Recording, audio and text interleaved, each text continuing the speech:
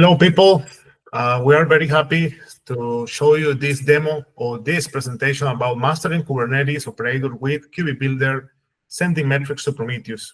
Being honest, it is an interesting topic. Maybe if you are starting or working with Kubernetes environment and probably you want to make decision, you are looking for new opportunities to improve not only your code, probably you are looking for new challenges or new ways in order to see what is happening behind the scenes in your system, in your application, and of course, make decisions using metrics, logs, and traces. This presentation is for KubeDay Colombia, and we are very happy and proud to explain you what is the idea and of course, the best practices to do that. It is a little bit about the agenda that my colleague that probably in the next couple of seconds I will present for you. But for example, right now the agenda is what are operators in Kubernetes? What is the importance, of course? A very interesting demo that please pay attention because this demo is so good and important and useful for you. And of course, you can give your questions and follow us in order to, why not, ask questions, make connections, and continue in this adventure about Kubernetes. So my colleague, Fabrizio Sgura, Chief Engineer in Veritas Automata, and Cube Astronaut. Welcome, Fabrizio, to this session. Very happy to have you. Thank you, Gerardo, and welcome everyone here. As introducing myself, I am the Chief Engineer at Veritas Automata. I achieved the QB Astronaut certification. That is something that I really enjoyed, especially because in the last years of my career, I enjoyed Kubernetes and the features that we can have implementing our application and infrastructure on top of the framework that we love so much. So it's a pleasure to be here with Gerardo. We will talk about this fantastic topic related to the operators and the ability of KubeBuilder to give us a special tool set to do complex activities and solve problems the best way that we can in Kubernetes, fast and effective. And Gerardo is working with me. We work together daily, so we enjoy also presenting today this topic. Gerardo, if you want to keep going with your presentation and introduction, you are also a QB astronaut. So, yeah, thank you so much. Again, my name is Gerardo Lopez Falcon. Probably in the community, the people call me Falcon. And so I work Veritas Automata too, along with Fabrizio. I am principal engineer. And regularly, we're participating in different initiatives and different sessions about cloud, Kubernetes, and other things. Same to Fabrizio and Cube Astronaut. And recently, I was become CNCF ambassador and regularly. So probably you will see me in different sessions, online, in person, talking about cloud native and different things. So let us get started. In Veritas Automata, regularly, we are very proud to promote the innovation. We have a team with the history of creating large global IoT solutions for complex problems, custom software for life science companies, of course, and helping to create decentralized decision-making solutions. So let us get started about that.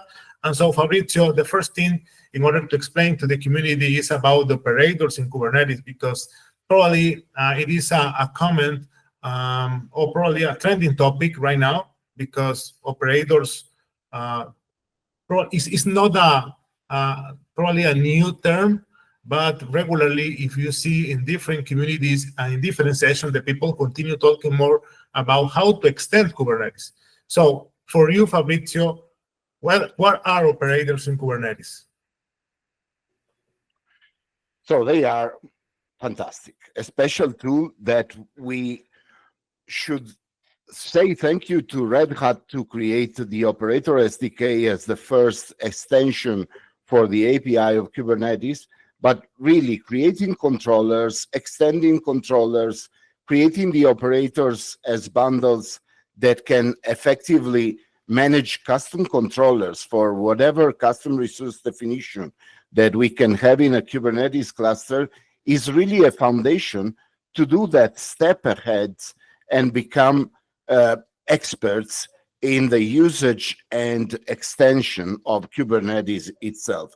So today, what we are going to do is thinking about operators as solving common tasks. When you see examples or tutorials about operators, many are just putting some labels, annotations, reacting to the reconciler that is constantly emitted on the events of Kubernetes with some kind of operation. So if you have a label that is added on top of a resource, you will react somehow. And this is generally what we have as demo.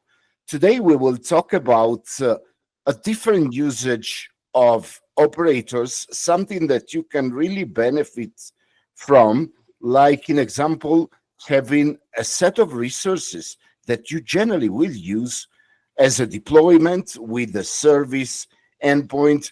You can add a lot of other features there and think about the service as a database, a web application. So something that is a bundle that you can define in a custom resource definition, and that will be controlled by your controller embedded in the operator. And once you have this kind of reality, you can handle the specific applications that you have, not just in an automated manner, like we state here, but also in a very functional way. So if you have a definition of something that you generally use in Docker Compose, like a service endpoint with containers and some kind of applications that developers are familiar with, in our example and in our demo, just as a forecast, in the next seconds, and we will effectively show the ability of using an operator to control native resources, extending them, and transforming them in something that is usable by a single entry point, meaning the custom resource definition. Mm-hmm. Yeah, so good. Probably we can say that in probably simple words too, that an operator is a custom controller that extends the capabilities of Kubernetes to handle a specific application in automated manner, because regularly when we are working with different complex tasks or I don't know, probably with repetitive tasks, we can see that, okay, we are investing time, we are probably replicating the teams once, but with operators, we can automate step by step about one flow and delegate this to Kubernetes, right? So it is probably one thing of a lot of another important thing that Kubernetes has or operator can do for us. So it is another question right now. Why are operators important? I am starting with that. It is automation of repetitive tasks. What about the customization for specific applications and other things? And what do you think about, Fabrizio, scalability and resilience? It's an amazing topic. Probably we can discuss long time about that. But scalability, resilience, what happened when you have important things that you need, that this feature has resiliences? So tell us a little bit about your opinion about scalability and resilience. So in terms of scalability, whenever you have something like an horizontal pod autoscaler or some other tools like you can have additional products to have that scalability on top of your application, that will be managed or configured with specific tools. The operator is generally able to maintain a constant number of resources as far as you need it. It is also able to react to specific events on the reconciling events emitter that you can watch on as a resource, and reacting that, it is able to scale your application on demand. So perform whatever operation that you would do manually or implementing some kind of strategy. This is very important in terms of capabilities for an operator. And resilience, think about the specific case of especially Docker Compose, when you kill a container and it's done and it's not coming up again. In Kubernetes, we have the RC, the controller for the resources. We have the deployment that is natively maintained as resilient, but the operator is giving something more, because you can also add your own custom resource definition, like I was talking about the web application, and maintain it resilient as a whole bundle and not just as a single deployment or as a pod.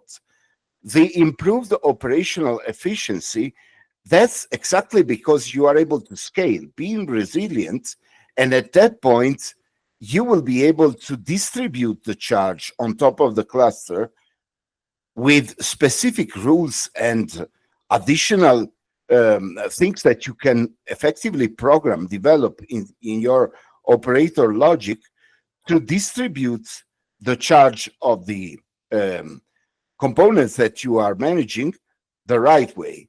And proactively monitoring and management is the main topic of today, when we add specific observability techniques and the way of managing this information to create on top of our operator also an observability framework, stack, and data that we can effectively use for our troubleshooting, in the future for reacting immediately to something, completing the scalability and resilience by adding the proactive monitoring and management.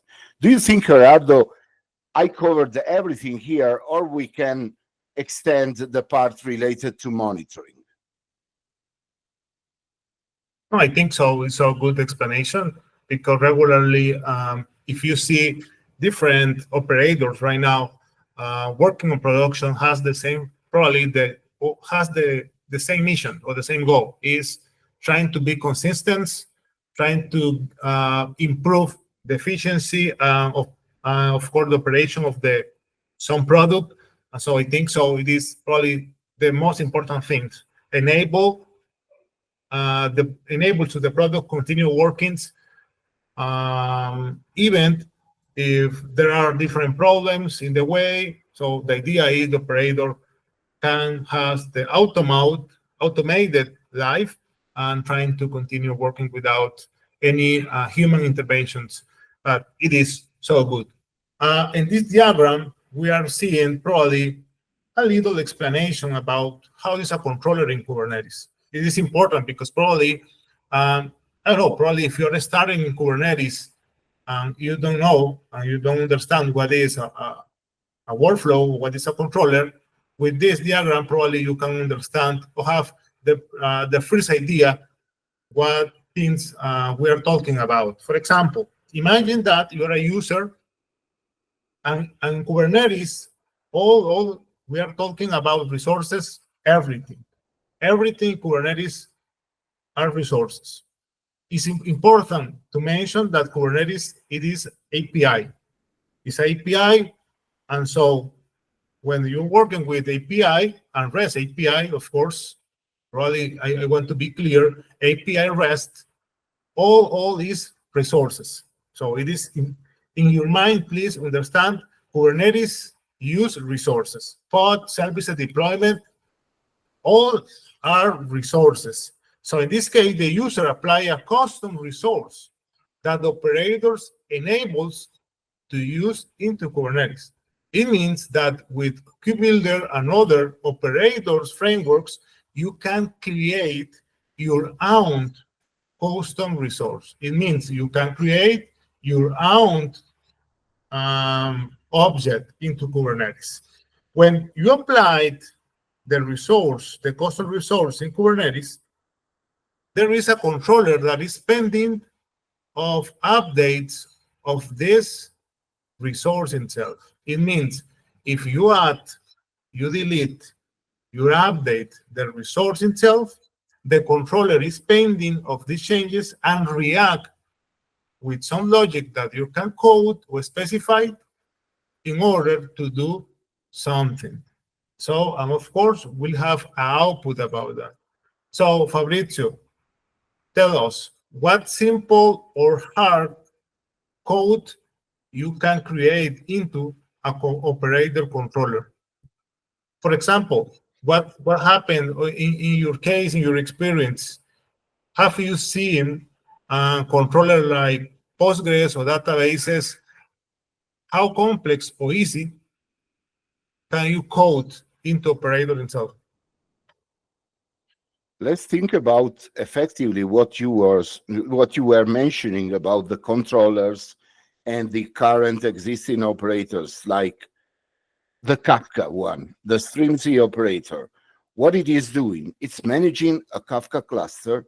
So a lot of resources that you define in a custom resource definition bundle and that you manage effectively by the controller to ensure that the logic of the reconciler and the components that are involved in this kind of clustering, resource bundle, and maintenance, it's effectively fulfilling all the rules that are required to maintain a complex entity like a Kafka cluster or the Zalando Postgres operator, that is another case of a database orchestration where you have replicas.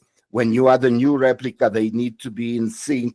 You can have persistent volumes and storage to be added to the cluster, to be maintained on top of each pod, and being also moved on the right resources whenever the cluster is scaling up or down. So the controller is able for you to perform all of these operations and maintain this consistency that is coming from the definition of the custom resource YAML manifest to the controller logic that you implement and you develop in your operator code up to the Kubernetes cluster to ensure the consistency of the whole bundle. And for our case of today, where is the big advantage is that when you have to write your own way the custom resource definition, it's not an easy task because you have to fulfill with requirements of the schema for YAML and many other things. When you have to create a scaffold of the project to create the Golang code, that is generally what you will use for our specific case. There are other languages that you can use, but today we will focus on Golang. What is the advantage of using KubeBuilder? You will have almost everything initially scaffolded, and with just a makefile, you will be able to constantly refresh this that you see in the chart, maintaining the changes that you do on the custom resource definition. So if you have a new rule for maintaining a Kafka cluster, you will add that on top of the custom resource if it's another component, adding the logic inside the controller by developing in Golang the specific sections, and finally having the result inside the cluster maintained by your own operator. Nice explanation. So this is example of operators. So like Fabrizio mentioned it, the messaging system like Kafka, or of course, RabbitMQ is other example. What about databases? It's important. I have used PostgreSQL. It's amazing because this automate all the about deployment, scaling, and maintaining of our database. It's amazing. Of course, there are other examples in MongoDB. Right now, you can think, for example, you can create one specific YAML, and you can specify, okay, I want to create a database with 3 replicas, with this version. You can apply it with a simple command, kubectl -f, the name of the YAML, and that's it. You run, and the operator or the resource itself behind of scenes create for you all ecosystem. It did the magic right now about operators because you can speed up the process to implement that, and you are delegating the automation to the operator. And you can continue operator or creating another things. It's interesting. It's so valuable to consider use operators into the company, because sometimes it's so complex to implement, for example, Elasticsearch and MongoDB, and probably you need invest time in your resources, in your team, people that probably don't have the experience to use these technologies. But if you have all the setup working in one operator, you can install this anytime and always will work. And you don't need to spend time in order to train people, in order to probably understand how one installation works. What about the storage services? You can automate the provisioning and management of persistent volumes and distributed storage system.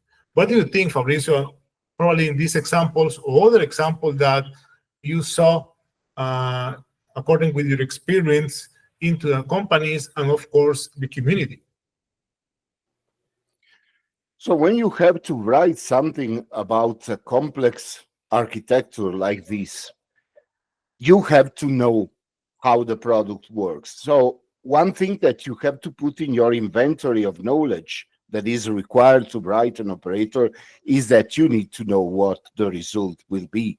If you are managing a database, you need to know how it works, how the replica is, in example, defined, how it's maintained, because your controller logic will be effectively acting for you as an automated tool to maintain that consistency. For messaging system like Kafka or RabbitMQ or whatever other, in example, like NATS, that is another example of complex messaging system, you will have not just the component in your infrastructure, but also the way that you define the tools and how you use it. So in terms of messaging system, you will define how a topic is created for Kafka. Creating a Kafka topic is also an operation that you do on top of a layer that is not really infrastructure, but is usage of the components. And the operator will be able to understand that if you define a topic in a custom resource definition, you develop on top of the reconciler specific logic to capture events and whatever is related to the Apache Kafka cluster as a user of the cluster, and then persisting the information with storage service, you need to know how Kafka works for persistent storage or the database Postgres in example, but also how persistent values in Kubernetes are working, because you will use generally the existing API of Kubernetes and not implementing your own storage service with a CSI extension. You will work with the existing tools. So foundation to develop operators is not just knowing the Golang code. Probably the programming language is the last thing you need to know, but it's knowing how your tool works, how your target is effectively structured, and the rules for participating inside Kubernetes with storage services, whatever other deployments and integrations of the native API of Kubernetes, you will need to integrate with your operator.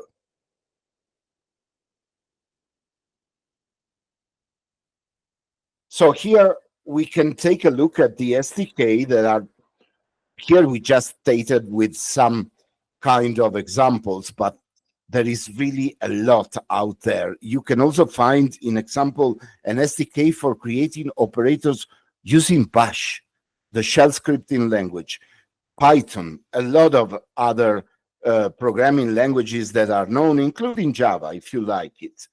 The usage of KubeBuilder will focus you on using Go, that is the same language in which the API of Kubernetes is written, so it's homogeneous.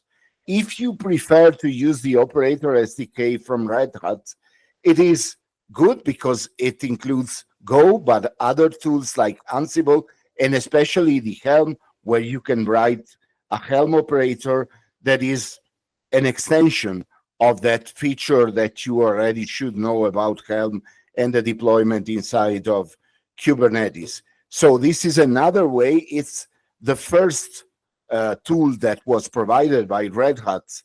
And we also have the marketplace, the operator hub, that is derived from this kind of technology. It's very complicated compared to KubeBuilder because you will need to learn about the operator SDK. You will see that in the next part of the demo. I included in our repository that is publicly available, and you can check out the code and look at how we did it, a specific README file with all the steps that KubeBuilder requires to produce the final result that will be basically in, let's say, 1 hour. You will be able to do exactly what I am doing in the demo and following all the steps. With the operator SDK, you will have problems on doing that the same way because it will be complicated to create a scaffold. It will not be the same way, but you can try that. And here, the other languages that we were mentioning, the Java operator SDK is another option. Ansible and Helm, we already mentioned in the operator SDK. They are good tools for including your existing knowledge of infrastructure as code technology for components that are, as you can imagine, most focused on creating some kind of abstraction layer on the infrastructure of the Kubernetes cluster. Yeah, it's interesting because right now there are different options in order to create operators, and the community can decide or make the decision what is the best option for them. Depends on your experience, depends on their knowledge, their needs, of course. So, okay, probably the people right now is thinking, okay, it's good, the theory, but it is the moment to see or watch what is happening or how we can create operator into Kubernetes. So like Fabrizio mentioned it, we created a public repo that you can find it only scanning this QR code, and you will see the amazing documentation. And of course, you will see down, you can see the address of the Git repo. The name is Web Operator. And there we're explaining how we can create operator using KubeBuilder, how or where you can put the logic into the operator, and how you can implement it into a Kubernetes cluster. So, okay, it is the moment to move to the demo. And so Fabrizio will share with us how we can implement one operator made in KubeBuilder, implement this into Kubernetes cluster. So guys, as expected, now we are going to present this demo related to what we talked about, the operators, how they work, the fact that today we are working on a specific operator that we call Web App Operator Demo. Everything is available as a public repository on GitHub. The endpoint is available in the QR code that you can scan. When reaching the repository, you can just switch to the Prometheus metrics branch, where we have what we will talk about today. It's a little bit more populated than the main branch. And here you will find a README file. I will go step by step and very briefly describing what we have in this README file. Basically, we describe here what is used, what you have to install as the main Golang compiler, the KubeBuilder version. There are instructions to set up KubeBuilder, so giving the current version that is 4.2.0 for our testing. Here, as you can see, there are the complete instructions on installing for Linux. We are using Ubuntu, in this case, the version of KubeBuilder, completing the steps here given in the README file. Then there is a section related to the initialization. You will have to produce some kind of comments here where you will define the domain. I called it KubeBuilder Demo, but this is really the same name of the extended API that we are going to use for whatever scope. So if you decide to call myoperator.com in the future, it will just appear as the extension of the Kubernetes API. It's not a real domain that will be resolvable. Then here, there is the first API creation. We were talking about a web app. So the web application will have an API. The convention is to use version 1, alpha 1 when you start, and we follow the convention. There are consistent references to all of these practices also in the KubeBuilder documentation that you can follow on their site. And then starting to code, I will go inside the IDE to show you how we effectively defined the web app resource. It's just a Golang structure, so it's really easy to understand since the beginning. Then the implementation of the controller logic. So for what we are going to do, controlling a deployment, replicas here, you see the image that we want to use as a sort of variables in our deployment. And since we are also pairing to the deployment a service exposed port, we will also define the port in the custom resource definition. So we will spend some time looking at the implementation of the controller and the logic. Here you can see that you can go through the README file, read all the details and steps, and you will be able to produce your first version of the operator. Then once you perform modifications and you implement a better code for your needs or whatever, or you just follow the README file, then you compile your manifests. Make manifest is a command that is available in each of the make files provided with the KubeBuilder. And finally, apart from that, you will be able to apply the customized config CRDs on your cluster. You have obviously to have a cluster available locally. There is also an option where you can run the operator directly from the executable inside the IDE. But the idea is that you test it like we will do soon using a real Kubernetes cluster. The first sample CRD is produced automatically by KubeBuilder. So here the scaffolding strategy will be defining this specific set of coordinates. You can see here that you have the replicas, the image, the port that we defined, everything that was effectively completing the information. And then this is just the beginning, because here in the document, we are giving you some hints and details to start using KubeBuilder as your main tool for producing and deploying the operator. But really, the limitation is just your fantasy. So whatever you want to build for your Kubernetes deployments, it's really up to you and your needs, ideas, and whatever you want to extend the API of Kubernetes with. At the end of this README file, there is a very, very fast and brief reference to how we instrumented the operator with the packages that were needed for producing the code related to the metrics. Now we can take a look at the code itself. So here we were talking about the scaffolding. What is here available in the folder web app operator is created as it is by KubeBuilder.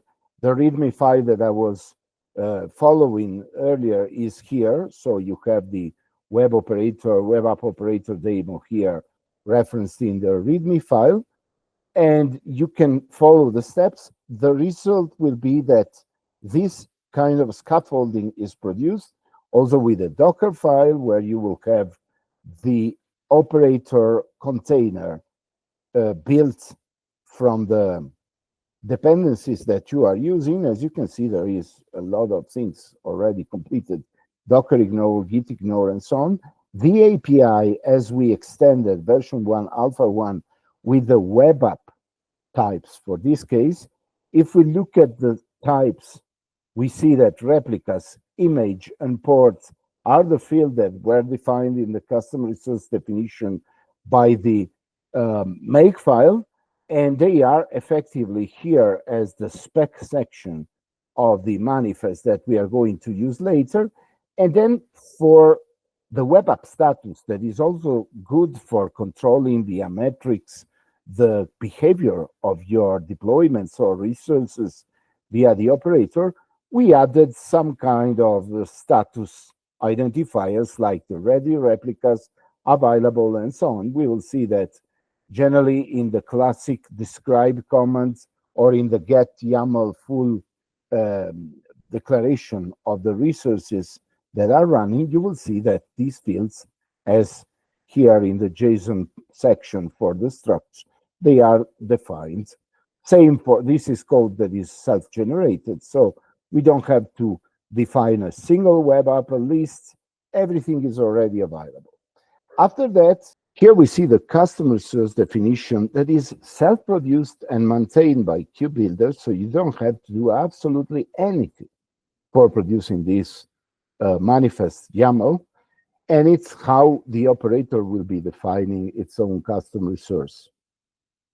Later, we have the samples folder. In this samples folder, we defined, thanks to the web app that is this scaffolded manifest with a to-do here, add fields here, we produced two declarations. You see that I created a namespace because I want users to be namespaced and I want it to be available. So with these two examples, we'll see that these will be the manifest references that we will use for creating or deleting the resources. To prepare my cluster that I'm going to show in a few seconds, I previously deleted a set of resources that were already here. So what is here, the web app sample defined here, and also the _2 that is similar with just a different image and port and replicas. This is really what you need to create the resources, just a mention to the controller. So where the operator logic we were talking about is defined, here in the web app controller, this will just be the last reference to the code that I am going to consider. First, we added the counters for the Prometheus metrics. In this example, we will just use counters. So we will not use histograms or other kinds of different metrics like gauges. We will use just counters because it's easier, but you can just implement your own set of metrics depending on the requirements that you want to overextend on top of your operators. So once we define these specific references to the counters, we can start doing an initialization of what we have to register inside the metrics registry that is a part of the controller's logic. And then we have this reconciler that is the type of the web app object that we are going to use to identifying all the events that we want to consider for the reconciliation. And in the reconciling, there is everything related to all the events that will be managed. So whatever we start checking for the resources, adding the metrics, logging some informations that are available when you debug the operator, or just if you want to output something at the info level with the changes, like in example, an update with a new web app is created, or when you delete one, if the finalizer is removed. Here you have to know a little about the logic related to containers and finalizers, how the reconciler is working, how a Kubernetes controller is working. But really, for this kind of information, you just need to go through the documentation of KubeBuilder, and it will be way enough to prepare your playground and learning about the operators. Following, again, what we did as the README file here, you will be able to do everything. So let's go finally, after reviewing the code that is just there on the internet in the repository, to see what we have here. So we start from the cluster. I'm using a kind cluster, just one, with a Cilium CNI. And I am using a version 1.27 of Kubernetes. It was something that was already on my machine, but obviously on your operator challenges, you can use the latest as so as previous versions. It's not really important. Generally, they are very compatible. Then here I did a get pods-a. You see here that I have a web app operator up and running. I haven't created resources, so I don't have additional namespaces and deployments or whatever for the moment. Same for services. I just have the operator endpoint services. And I'm going to check the metrics just using a util container, a bash container, where I will be able to run the curl commands. So at this point, I already have everything set up. I'm entering the shell of the container, and I'm running just to this endpoint. This service endpoint is the same that we can see from the operator here, web app operator, etc. Dot web app operator, SVC cluster local. We are going to query to this endpoint the metrics, and we are going to filter excluding the commented lines and whatever is related to deployment, web app, and service underscore that are the metrics that we defined inside of our code. So now, you remember that previously I showed you that I deleted 2 versions, so it counted 2 deletion.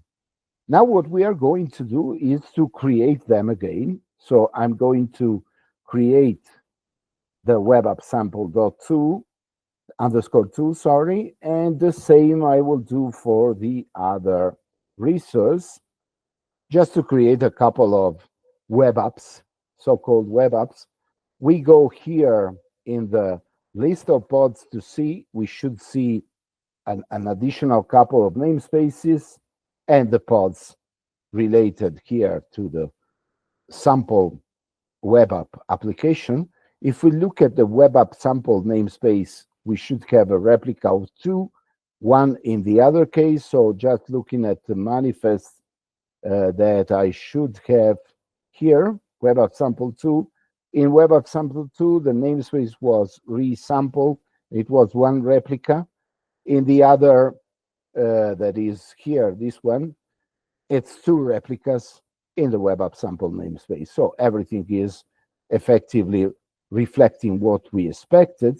And since here we defined the port 8181 for this service, while 8282 for this other, we should be able also to see that in the services now in the same namespaces, we see the other 2 service endpoints.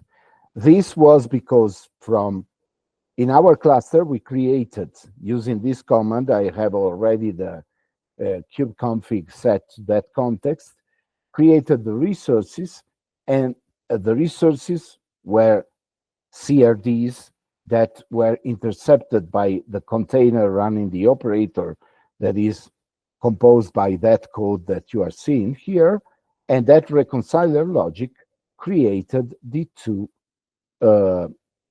pods, or in this case, deployments bundle with service, something that we called the web app. Let's go to the metrics. Let's query again the metrics. And we see here that we have created total 2, service created total 2, deployment created total 2, and similar. We could, just to conclude the demo, update here the replicas to 2 and here the replicas to 1, and eventually change the ports here and on the other, just to see that the counters on the replicas and the fields that we used for the metrics are effectively reflecting the things that we have.